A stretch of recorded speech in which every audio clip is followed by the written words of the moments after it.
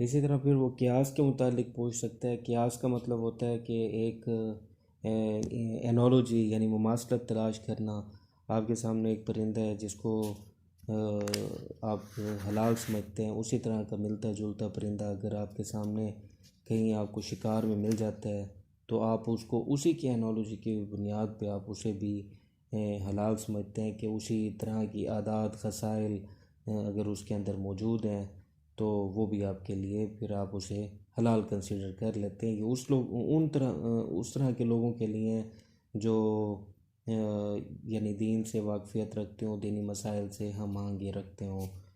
फिर उसके बाद कस्टम भी एक सोर्स ऑफ लॉ है हमारे पास कि वो रिवाज जो कि इस्लाम से पहले थे, प्री इस्लामिक थे, लेकिन इस्लाम ने उनको चंद वजूहात की बुनियाद पर इस्लाम के अंदर शामिल कर लिया, उसको हिस्सा बना लिया। वो वजूहात क्या थी? उसमें एक तो ये था कि वो शरीयत इब्राहीमी की बुनियाद पर थी, इस्लाम उसके ऊपर ख़ामोश था। वो या तो फिर उनको कुछ रिफॉर्म्स के साथ इस्लामिक स्पिरिट उसमें डाल के उसको कबूल कर लिया गया। मिसाल के तौर पे किसास और दियत का निज़ाम पहले से मौजूद था। इसी तरह चोर के हाथ जो काटने का निज़ाम है ये इस्लाम से पहले का ही है, इसको भी फ़ॉलो किया गया। और इसी तरह जो ज़ना करने वाला शख्स है मुहसिन, यानी ऐसा शख्स जिसकी शादी हो गई हो और फिर वो ज़ना का मुर्तकिब हो, तो ऐसे शख्स को स्टोन टिल डेथ करने का जो रिवाज था वो पहले से था और अब भी जो है इस्लाम में उसे शामिल कर लिया गया।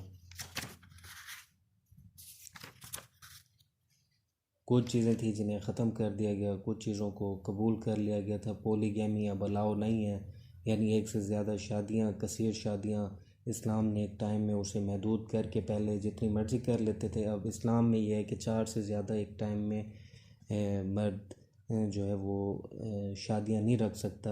डाइवोर्स का जो सिस्टम था वो तलाक़ के ज़रिए, इला के ज़रिए, ज़िहार और खुला के ज़रिए, वो पहले प्री इस्लामिक कस्टम का हिस्सा था, अब भी उसे जो है वो इस्लाम का हिस्सा रखा गया है। नेक्स्ट टॉपिक है आपका पब्लिक एंड प्राइवेट राइट के हवाले से। पब्लिक राइट से मुराद होता है राइट ऑफ अल्लाह, जिसके ऊपर हद नाफिज होती है, जिसमें यानी ऐसे हकूक़ जिसका ताल्लुक़ अल्लाह ताला की ज़ात से वाबस्ता कर दिया गया है, होते वो मुआशरे से ही हैं, होते वो इंसानों से रिलेटेड हैं, लेकिन उनको इतना ज़्यादा वो समझा गया है कि उन्हें अल्लाह ताला का हक़ करार दिया गया है। ज़िना, शुरब, सरका, हिराबा, कदफ़, ये सारे जो है ये राइट ऑफ अल्लाह हैं, जिन्हें हम कहते हैं पब्लिक राइट्स। इसी तरह राइट ऑफ मैन और प्राइवेट राइट, यानी जो इंडिविजुअल राइट्स हैं वो प्राइवेट राइट कहलाते हैं। अगर कोई प्राइवेट राइट की इन्फ्रिंजमेंट करता है तो उसे जो सज़ा दी जाती है वो ताज़ीर की सूरत में होती है, और जो राइट ऑफ अल्लाह यानी पब्लिक राइट्स को तोड़ता है तो उसको सज़ा फिर हद की सूरत में दी जाती है। हद वो सज़ाएं हैं जो अल्लाह ताला की तरफ से तयशुदा हैं, ताज़ीरी सज़ाएं वो होती हैं जो कि रियासत की तरफ से होती हैं। उसमें रद्द-बदल हो सकता है, लेकिन जो हदूद की सज़ाएं हैं उसमें तरमीम नहीं हो सकती। नेक्स्ट टॉपिक है लीगल कैपेसिटी के हवाले से कि कौन से लोग होते हैं जो लीगली तौर पर कैपेबल होते हैं कि वो कॉन्ट्रैक्ट कर सकते हैं, मुआहदे कर सकते हैं। इसे अरबी में कहते हैं धिम्मा। धिम्मा का मतलब होता है यानी लीगली तौर पर कैपेबल होना। उसके लिए क्या क्राइटेरिया है? उसके लिए ज़रूरी है कि जो शख्स मुआहदा कर रहा है वो बालिग भी हो, वो सेन ना हो, यानी किसी तरह की किसी जहनी बीमारी का शिकार ना हो।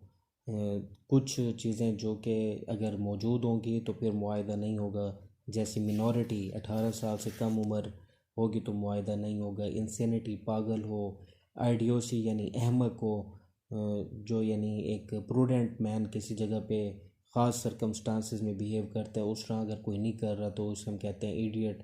स्लीप, सोया हुआ शख्स, उसकी राय कोई राय नहीं होती, उसकी हाँ या ना का कोई असर नहीं होता। फॉरगेटफुलनेस, जो यानी भूल जाने वाला हो, बात करता है फिर भूल जाता है, ऐसे शख्स से भी मुआहदा नहीं हो सकता। ऐसा शख्स जो डेथ इलनेस का शिकार हो, जिस पर मर्जुल मौत तारी हो, या इंटॉक्सिकेशन की हालत में हो, या ऐसा शख्स जो कानून से वाकफियत ना रखता हो या हक़ाइक़ को ना जानता हो या इंसॉल्वेंट हो, दिवालिया हो चुका हो, ऐसे शख्स से भी मुआहदा नहीं हो सकता।